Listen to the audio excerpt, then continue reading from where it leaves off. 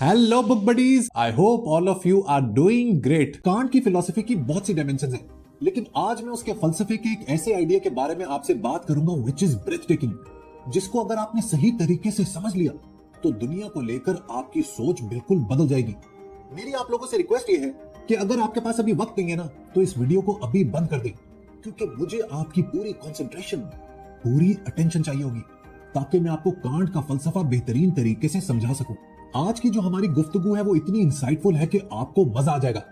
Hold on to your seats book buddies, क्योंकि मैं आपको इमैनुअल कांट के ज़हन के अंदर लेकर जाने वाला हूं। और इस सफर के अंदर जो हमारी आखिरी मंजिल है वो इमैनुअल कांट के फिलॉसफी का एक कमाल का आइडिया है, जिसे कहते हैं ट्रांसेंडेंटल आइडियलिज्म। इमैनुअल कांट दोस्तों हमारी इस दुनिया को, हमारे इस वर्ल्ड को दो हिस्सों में डिवाइड करता है। एक को वो कहता है वर्ल्ड ऑफ नोमेना और दूसरे को world of phenomena. World of noumena वो वर्ल्ड है जो ट्रू है, जो रियल है, जो हमारी सेंसेस से इंडिपेंडेंट है, आजाद है। लेकिन इस वर्ल्ड की एक और क्वालिटी है जिसने कांट के पढ़ने वालों को हैरान परेशान कर दिया। कांट का कहना था कि ये जो वर्ल्ड ऑफ नोमेना है ना, ये जो एक्सटर्नल वर्ल्ड ये है तो real, but it exist without space and time. यानी कि नोमेना में मौजूद जो ऑब्जेक्ट्स हैं वो जमान और मकान में पाए नहीं जाते। कांट ने एक अजीबो गरीब सी बात कही। उसने कहा कि ये जो स्पेस और टाइम का आइडिया है ना, ये जो कॉन्सेप्ट है, ये दरअसल सिर्फ हमारे जहन की पैदावार है। It's a creation of our mind. इसका मतलब ये हुआ कि एक्सटर्नल वर्ल्ड में जो ऑब्जेक्ट्स है ना, जैसे कि मेरे सामने ये कैमरा है, ये लाइट है, ये माइक है, ये लैपटॉप है, ये टेबल है, ये किताबें हैं, इनको कभी भी हम इन इट्स ट्रू सेल्फ नहीं जान सकते। इस दुनिया में जो भी चीजें हम लोग देखते हैं, महसूस करते हैं, वो हमें लगता तो है कि वैसी ही हैं जैसे हमें नजर आ रही हैं, लेकिन कांट के मुताबिक ये बात दुरुस्त नहीं है। इसकी मिसाल आप यूं समझें कि आपके घर में वो सांचा जरूर होगा जिसके अंदर आप बर्फ जमाते होंगे। जिस शेप का ये कंटेनर होता है उसी शेप की बर्फ जम जाती है। कांट के मुताबिक स्पेस और टाइम हमारे जहन में मौजूद है, और जैसा सांचा स्पेस और टाइम का हमारे जहन में मौजूद होगा वैसी ही चीजें हमें नजर आएंगी। लिहाजा जो वर्ल्ड ऑफ नोमेना है, जो एक्सटर्नल वर्ल्ड है, वो हमारे लिए हमेशा एक मिस्ट्री रहेगा। We can never know things in themselves. दूध हम सबको सफेद ही लगता है, लेकिन शायद वर्ल्ड ऑफ नोमेना में इसका कोई और रंग हो, शायद ये काले रंग का हो। लेकिन हमारी स्पेस और टाइम की फैकल्टी हमें ये देखने पर मजबूर कर देती है कि ये दूध सफेद ही है। लेकिन यार कांट साहब, ये तो आपने अजीबो गरीब सी बात कर दी। आप कहते हैं कि हम चीजों का ट्रू एसेंस कभी देख ही नहीं पाते, उनके बारे में जान ही नहीं पाते। अगर ऐसा है तो मुझे ये कैमरा, ये लाइट, ये किताबें, ये कैसे नजर आ रही हैं? इस बात का जवाब भी कांट ने दिया, और वो दिया through world of phenomena.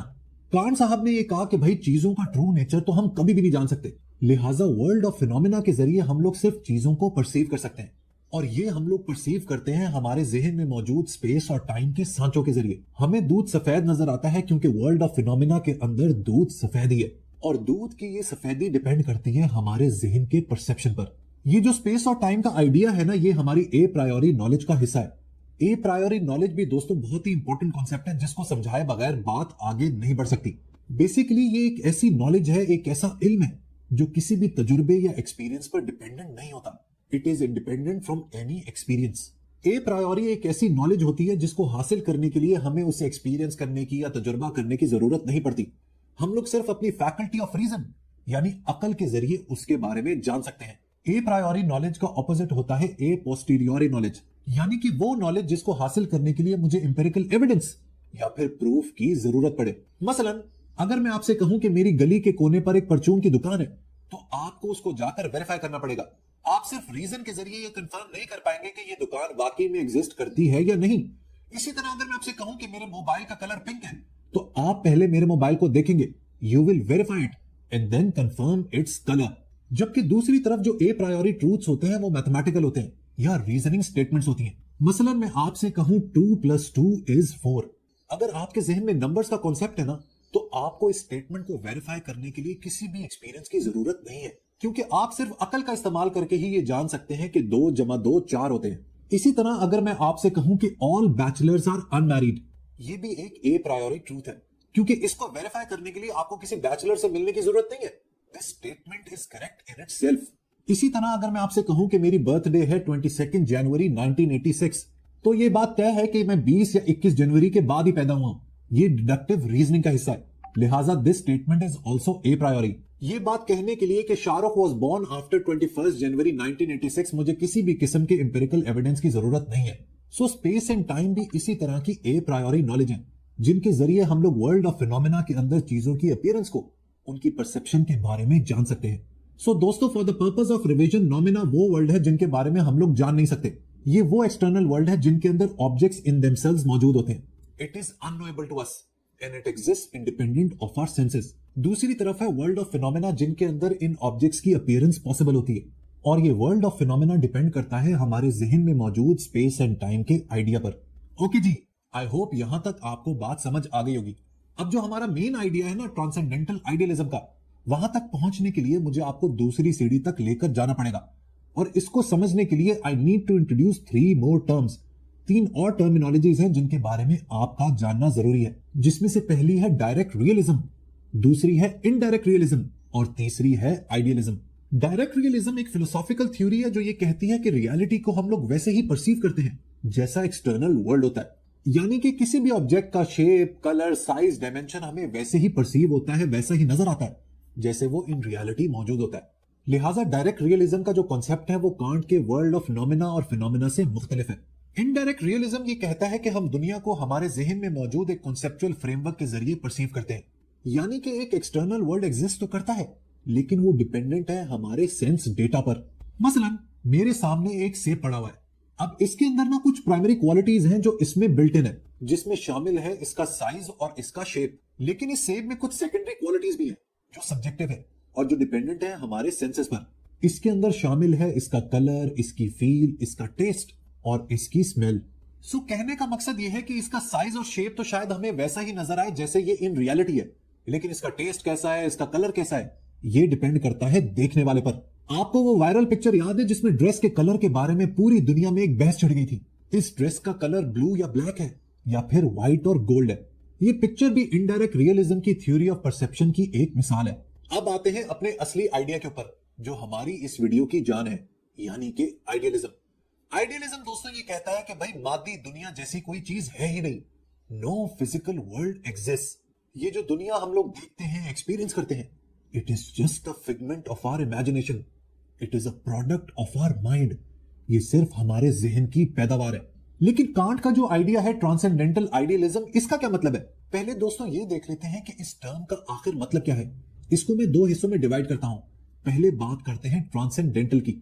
Transcendental का मतलब होता है वो चीज जिसके बारे में हम लोग जान नहीं सकते, समथिंग विच इज अननोएबल, या फिर वो चीज which is beyond human experience. और आइडियलिज्म, जैसा कि मैंने आपको बताया, एक ऐसा आइडिया है, एक ऐसा कॉन्सेप्ट है जो ये कहता है कि ये फिजिकल वर्ल्ड एग्जिस्ट नहीं करता। देखिए कांट साहब का ये जो आइडिया है ना, ये फॉल करता है आइडियलिज्म और इनडायरेक्ट रियलिज्म के दरमियान। ट्रांसेंडेंटल आइडियलिज्म ये कहता है कि ऑब्जेक्ट्स वाकई में एक्सटर्नल वर्ल्ड में, वर्ल्ड ऑफ नोमेना में मौजूद होते हैं, लेकिन इन ऑब्जेक्ट्स की ट्रू नेचर हम कभी भी नहीं जान सकते।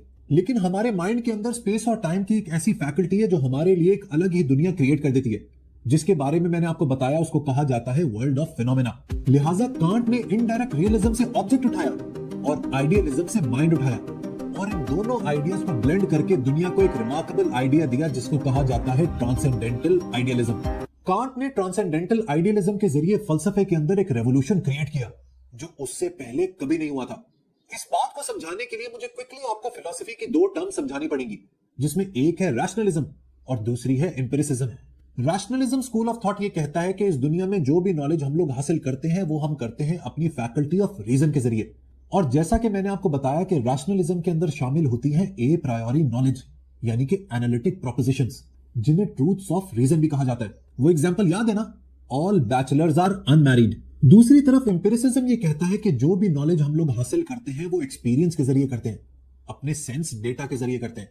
एम्पिरिसिज्म के अंदर सिंथेटिक प्रोपोजिशंस का इस्तेमाल किया जाता है, जिन्हें ट्रूथ ऑफ फैक्ट्स कहा जाता है। मसलन अगर मैं आपसे कहूं कि ऑल बैचलर्स आर अनहैप्पी, अब ये हमारी जो ए प्रायोरी स्टेटमेंट है, यानी कि ऑल बैचलर्स आर अनमैरिड, इससे बिल्कुल मुख्तलिफ है, क्योंकि इस स्टेटमेंट को साबित करने के लिए आपको एम्पिरिकल एविडेंस की जरूरत है। आपको एक रिसर्च करनी पड़ेगी, आपको सब बैचलर से बात करना पड़ेगा, उसके बाद ये स्टेटमेंट वेरीफाई होगी। इन्हीं को सिंथेटिक प्रोपोजिशंस कहा जाता है और ये हमारी ए पोस्टीरियोरी नॉलेज का हिस्सा होती है। सो रैशनलिज्म दरअसल जमा है 2 चीजों का, एनालिटिक प्रोपोजिशंस और ए प्रायोरी नॉलेज। जबकि एम्पिरिसिज्म को अगर हम एक मैथमेटिकल इक्वेशन में लिखें तो ये जमा होता है सिंथेटिक प्रोपोजिशंस का और ए पोस्टीरियोरी नॉलेज का। कांट साहब का कमाल ये था कि उसने इन दोनों इक्वेशंस को ब्लेंड कर दिया और एक नॉवल, एक नई चीज निकाली। उसने रैशनलिज्म से ए प्रायोरी नॉलेज को निकाला और एम्पिरिसिज्म से सिंथेटिक प्रोपोजिशंस को, और इन्हीं दो कॉन्सेप्ट्स को मिला के उसने ट्रांसेंडेंटल आइडियलिज्म का कॉन्सेप्ट दुनिया को दिया। यानी कि इंसान इस दुनिया में जो कुछ भी देखता है, जो कुछ भी महसूस करता है, फील करता है, एक तो वो उसकी ए प्रायोरी नॉलेज यानी कि पहले से उसके दिमाग में मौजूद है, और दूसरा वो डिपेंड करता है उसके सेंस डेटा पर। अब मैं आपसे वो बात कहने वाला हूं जो आपको हिला के रख देगी। कांट के मुताबिक इस दुनिया का क्रिएटर कोई और नहीं बल्कि आप और मैं हैं। इसका मतलब यह है कि हम अपनी दुनिया खुद क्रिएट करते हैं, हर लम्हा, हर सेकंड। बस अब दोस्तों आप लोगों ने बड़ी मेहनत कर ली, आज कांट और बुक बडी ने आपका बहुत दिमाग खा लिया। बस अब आखिरी की कुछ बातें समझ लें ताकि आपको पूरा आइडिया होलिस्टिकली समझ आ जाए। ये जो हमारे माइंड के अंदर स्पेस और टाइम की ताकत है ना, ये जो आइडिया है, ये हमारी दुनिया को ऑर्गेनाइज करता है। कांट के मुताबिक हमारे माइंड के अंदर स्पेस और टाइम की ये जो सुपर पावर है ना, इसी की वजह से हमें ये दुनिया इतनी ऑर्गेनाइज नजर आती है। इसीलिए उसने इसको नाम दिया ट्रांसेंडेंटल एस्थेटिक्स का।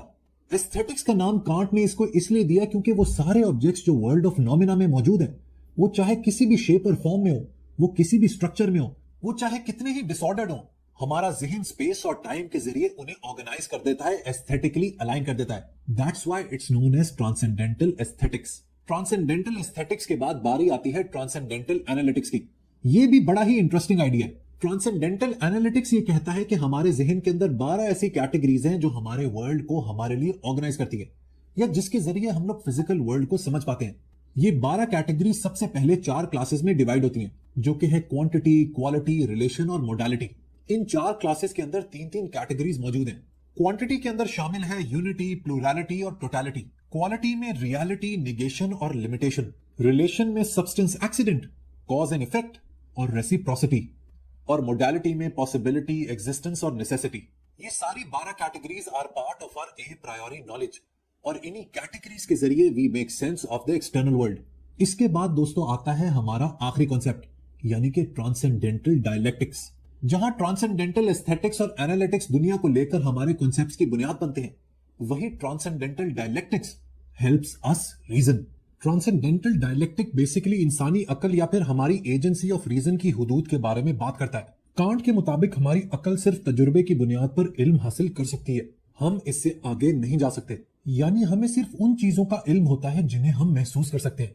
अकल बाज़ औक़ात कुछ ऐसी चीजों के बारे में ख्यालात बनाती है जो तजुर्बे से बाहर होते हैं। मसलन कॉन्सेप्ट ऑफ गॉड या फिर कॉन्सेप्ट ऑफ सोल, यानी कि खुदा के बारे में तसव्वुर और रूह के बारे में तसव्वुर। ये हमारी सेंस डेटा से ऊपर की चीजें हैं। लिहाजा रीजन कोशिश तो करती है इनके बारे में जानने की, लेकिन ऐसा कभी भी पॉसिबल हो नहीं सकता। सो दोस्तों, ये तो था कांट का remarkable idea of transcendental idealism. लेकिन जाते जाते मैं आपको एक थॉट देकर जाना चाहता हूं। समझे, मैं अपने सामने एक कैंडल जलाता हूं। कांट का कहना था कि वर्ल्ड ऑफ फिनोमेना में स्पेस और टाइम के जो आइडियाज हैं वो हम ऑब्जेक्ट्स के ऊपर अप्लाई करते हैं, जिसकी वजह से वो हमें चीजें नजर आती हैं। लिहाजा space and time do not exist in the external world. तो मैंने ये मोमबत्ती तो जला ली और मैं इसको जलाकर इस कमरे से बाहर चला गया। जब मैं वापस आया तो ये मोमबत्ती जलकर बुझ चुकी थी, खत्म हो चुकी थी। अब सवाल ये है कि अगर स्पेस और टाइम का आइडिया हम लोग अपने जहन के जरिए इस दुनिया पर अप्लाई करते हैं, तो फिर जब मैं इस मोमबत्ती को नहीं देख रहा था, तो फिर ये क्यों खत्म हुई, क्यों बुझ गई? इसका मतलब यह है कि ये कैंडल, ये मोमबत्ती एक्सटर्नल वर्ल्ड में, स्पेस में भी एग्जिस्ट करती है और टाइम में भी। इसको दोस्तों कहते हैं प्रॉब्लम ऑफ कंटिन्यूटी। आज के लिए दोस्तों इतना ही, फिर कभी इस ग्रेट फिलोसोफर को डिटेल में डिस्कस करेंगे। वीडियो पसंद आई हो तो लाइक बटन जरूर प्रेस कीजिएगा। Until next time, good bye.